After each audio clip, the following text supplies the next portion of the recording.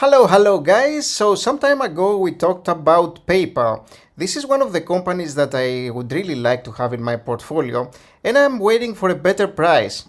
Now, yeah, we have talked about it some time ago, but in this video we're gonna touch base again on PayPal after it has gone down almost 72% here, potentially being super overvalued at some point. Right now it has been completely annihilated in this current market slump pretty much. Now, if you are new around, please remember to subscribe and please also leave a like. That really helps a lot. And so let's start talking about PayPal here. You will see, we can take a little bit of a first look at the stock news here, and we'll see that there is nothing too much going on in terms of PayPal. You will see articles talking about Apple's buy now, pay later, which is another thing to compete with PayPal potentially. And yeah, this kind of fintech solutions could have some competition from Apple, it looks like. And PayPal, though, has been down a lot, and it's still a fantastic business, doing very well. Now, how well, we're going to examine in our analysis.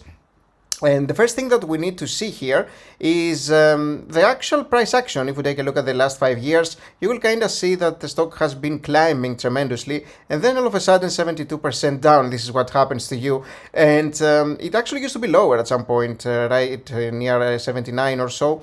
But right now, again, it is sitting at $87.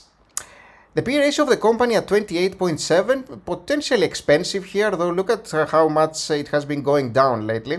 And price to free cash flow is looking much better than this, than the price to earnings ratio here.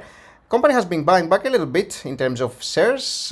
Maybe they would want to buy back some more if the company is undervalued, which looks like it could be the case. We'll see. But the company seems to be having a little bit of total liabilities here compared to the last year's free cash flow. We'll examine that in a little bit more detail. But overall, the company has been increasing the revenue, net income here, free cash flow very nicely, and total equity as well.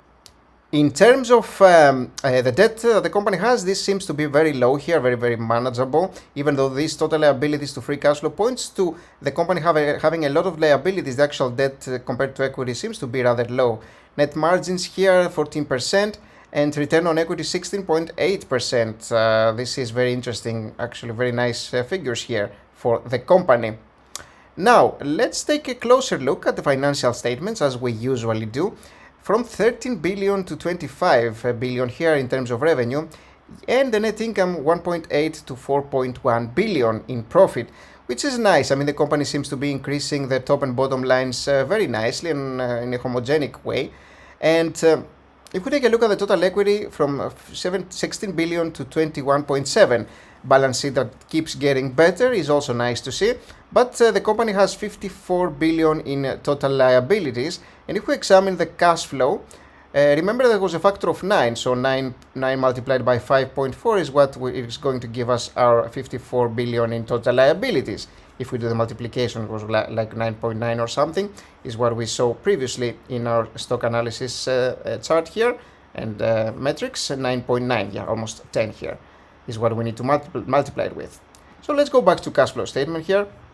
We will see that net cash provided by operating activities has been increasing nicely from 2.5 billion to 6.3 here, and cash from investing activities seems to be negative here, which is something that you like to see overall. Purchasing tons of investments here in the many billions here for the company. And in terms of what they are doing for financing, little things going on right now. Some pre-purchasing of common stock, though, which is nice to see. We do want the company to be buying back shares if we are shareholders, of course. And the company has also 18 billion in cash, which is a very respectable amount to have also. And from 1.8 to 5.4 in free cash flow, billion that is, of course. Let's actually determine what price to pay, though, for PayPal, because the company looks tremendous in terms of what they're doing. Yeah, they may be having some extra competition. Okay, this happens in the world of business. But can we get it at a cheap price after it has fallen down 72%? This is what we're going to examine now. Now, the revenue growth of the company, 15%, 20%, 18%. It's almost very steady here every year. We won't go that high because we need to be conservative. I'm going to go 10, 12, and 14 though, and see what we get out of this one. net income margin that I'm going to use, maybe somewhere in between 13, 15 and 17. Again, these are very, very homogenic here. I absolutely love to see that. These are my favorite types of companies, predictable in what they are doing in their financials. Very, very useful to see, and it really, really helps with decisions, so I love that.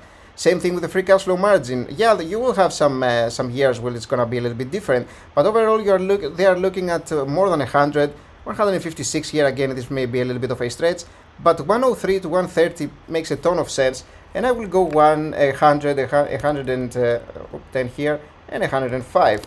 And so the annual return that I'm going to be asking for is 13%, my typical here.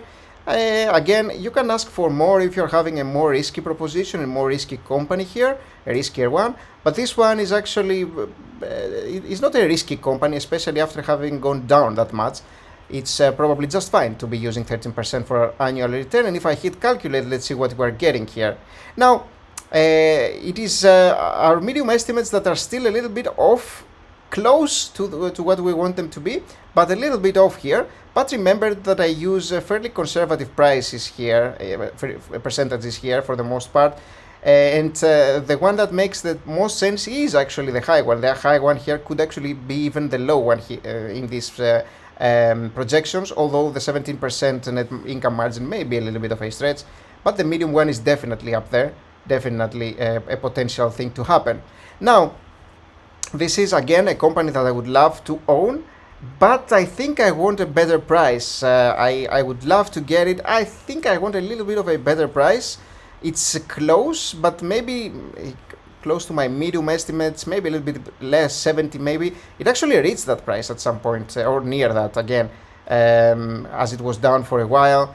You will see that yeah, in the last 6 months it was trading near 70, 74 over here. So yeah, it has actually reached that price at some point. Now it's a little bit more expensive because there is a little bit of an increase in price, but this remains a company to be to be asking for a portfolio, actually to be asking for the inclusion in a portfolio, because it is doing great in terms of its financials, yet we probably want a little bit of a cheaper price.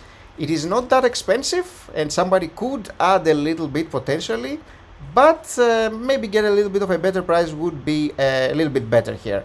Thanks for watching, guys. I hope you enjoyed the video. Remember to leave a like and subscribe, and remember that you can gain access to this tool that I'm using here by becoming a Patreon. You can find links in the description box below this video. Thanks for watching, and I'll see you in the next one. Bye bye.